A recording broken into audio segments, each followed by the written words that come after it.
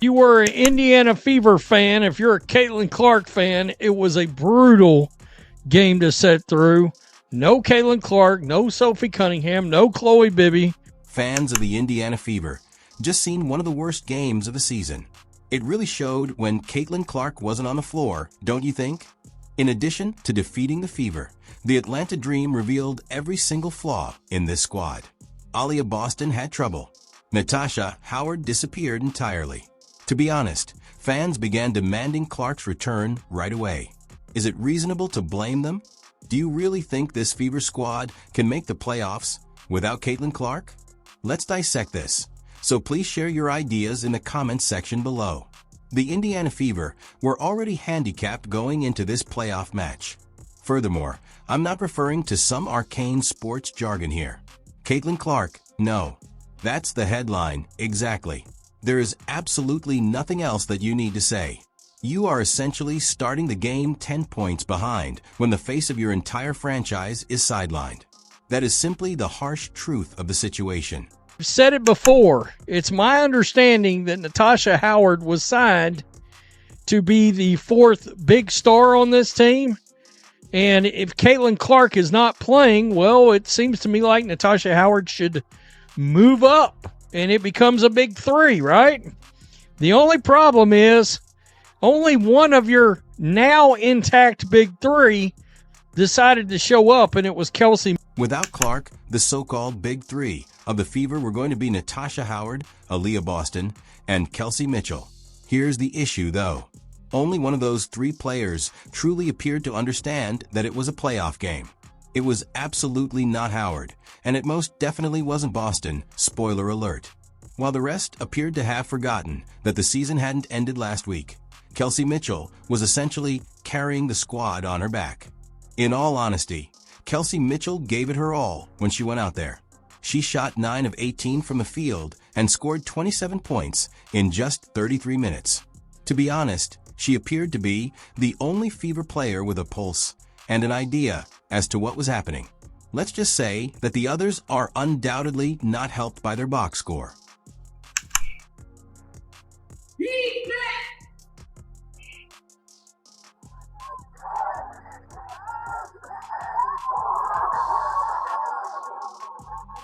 Aaliyah just last year, Boston, the Golden Kid, was the top pick. Alongside Clark, this guy is meant to be the cornerstone of the entire franchise. She vanished out of sight. From the field, we're talking 3 out of 9. 8 points for poultry. Additionally, please don't be fooled by those 8 points. As the fourth quarter progressed, she had just 4 points. Trash the stat sheet appears a bit less awful after time awarded her a few extra buckets, but anyone who watched the game can see the indisputable reality. When the Fever most desperately needed her, she was a ghost. Afterward, there is Natasha Howard. Do you wish to discuss invisible? She made a mistake. For those who are keeping score, that is a pitiful 28%, obtaining a pitiful 5 points. This is the same Natasha Howard that was named to an All-WNBA squad, a 3-time WNBA champion, and a 2-time All-Star. And only the previous season, Natasha Howard averaged more than 17 points each game. But in a playoff match without Clark, she makes the decision, you know what? 7 shots will suffice. I'm doing fine. Please pardon me. 7 shots? Is that something you contributed? It would be like to bringing 1 bag of chips to a potluck and pretending to have prepared a 5-course dinner. This is the main issue. Boston and Howard are meant to take center stage when Clark isn't playing, demanding the ball, taking charge of the attack, and ultimately demonstrating that they are more than just passengers on Caitlin's train are their roles. Rather, they simply waved goodbye while standing at the station. Since you could see many empty seats throughout Gainbridge Fieldhouse, let's now discuss them. Whether they reported it as a sellout or not is irrelevant to me. Chairs that are empty don't lie. White seats were arranged in rows everywhere. Indeed, when spectators moved down from the inexpensive seats, some of them did fill up later. However, the message was very obvious. Fans aren't exactly buzzing through the gates in Caitlin Clark's absence. Additionally, this goes beyond ticket sales. It has to do with energy. The structure was level. The crowd has changed. Furthermore, You cannot claim that the gamers are unaffected.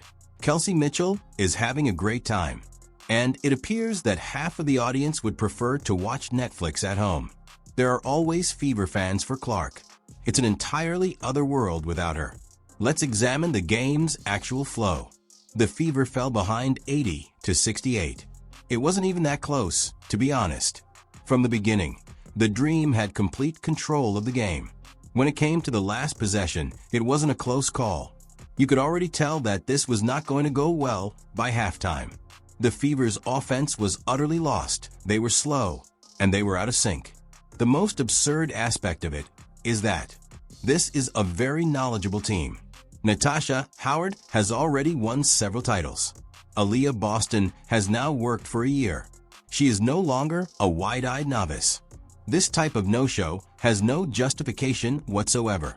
The thing is this: other players must step up when your star is absent. It's only a matter of sports.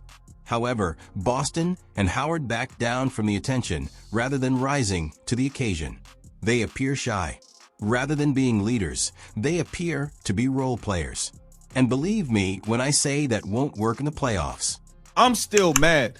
This was a winnable game for the Indiana Fever in round one. Game one versus the Atlanta Dream. We had the opportunity to steal one. We came out with the right energy, the right focus. The second quarter, they made adjustments. They upped their intensity, slowed down the game, upped their physicality, and we just didn't make any adjustments. Yes, the referees were clowns. Yes, Aaliyah Boston was a no-show. Yes, Natasha Howard looked like a fossil out there on the floor who should not be in the league because she's washed. Yes, all of that is true. Our head coach, Stephanie White, is a bonehead. All of that is true. And with that being said, we had an opportunity to win. And now we have Stephanie White at the podium with no idea on what to do. Assist us in winning a match. However, head coach Stephanie White also didn't exactly bash herself in the spotlight. See, I understand. She is coping with her wounds. However, some of these choices and rotations were dubious at best, don't they? How do Howard and Boston get together for only 16 attempts at shots? That's crazy. With Clark out, these two should be getting at least 12 to 15 shots each. Rather, Ariel Powers has 4 shots, Shop Petty has 2, and Odyssey Sims has 7. With all due respect, you don't want those players to lead your offense come postseason. White's brief encounter with the referees followed. Indeed, she received a technical foul, and some people even pretended that it was a show of leadership. I apologize, but games are not won by technicals. Boston and Howard don't suddenly remember how to play basketball after a technical. It came too late and too little.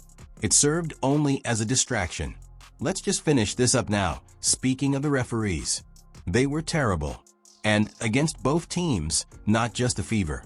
There were phantom fouls, missed calls, and inconsistent play everywhere. This game was a prime illustration of the WNBA's notoriously bad officiating, which is a problem in professional sports. Here's the worst part, though.